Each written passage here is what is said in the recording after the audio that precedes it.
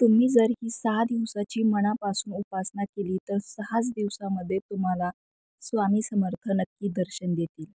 स्वामींनी अनेकांना विविध रूपात दर्शन देऊन प्रत्यक्ष अनुभूती दिली आहे.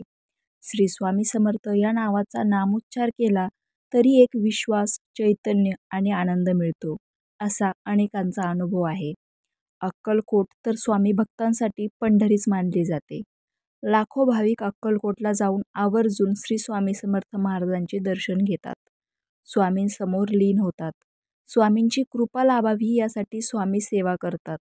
केवळ अक्कलकोट नाही तर जिथे जिथे स्वामींचे मठ आहेत तिथे तिथे भाविक मोठ्या प्रमाणात जाऊन स्वामींसमोर नतमस्तक होतात.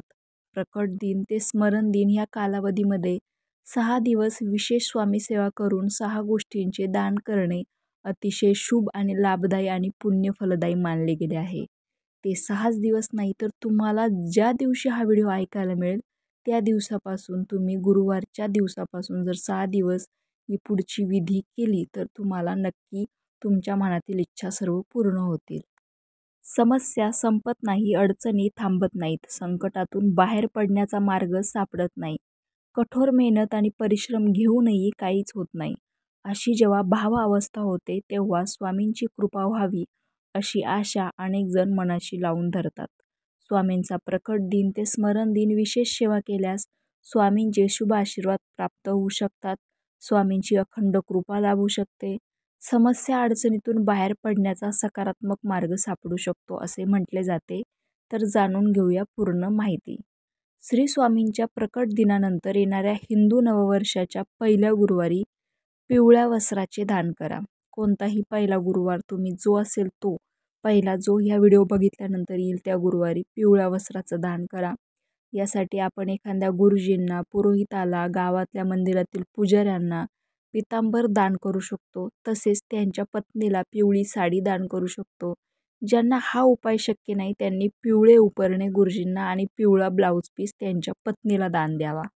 त्यानंतर दुसऱ्या गुरुवारी पिवळे पेढे दान करावे. एखाद्या मंदिरात गेल्यावर प्रसादात पेढा मिळाला की आपल्याला जसा आनंद होतो तसा दर्शनाला येणाऱ्या लोकांना आपल्याकडून यथाशक्ती पेढ्याचा प्रसाद द्यावा.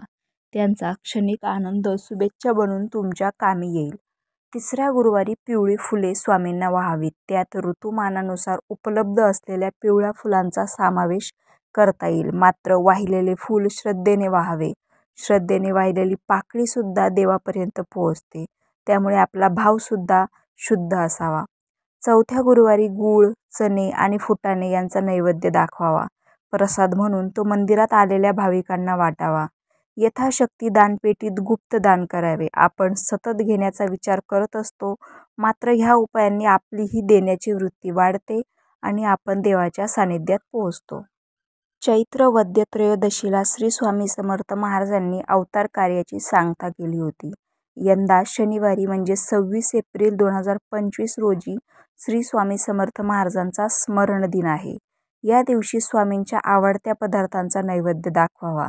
तसेच स्वामींच्या मठात जाऊन तेथे आलेल्या भाविकांना प्रसाद रूपी तो वाटावा अथवा एखाद्या गरजवंताला द्यावा. आपली मनोकामना भगवंत पूर्ण करेल या श्रद्धेने या गोष्टी कराव्यात.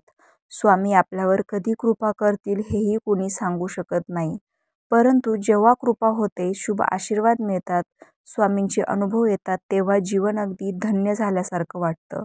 म्हणूनच स्वामींवर अपार श्रद्धा आणि दृढ विश्वास ठेवा. स्वामी नक्कीच शुभ करतील अशी अढळ श्रद्धा कायम ठेवा.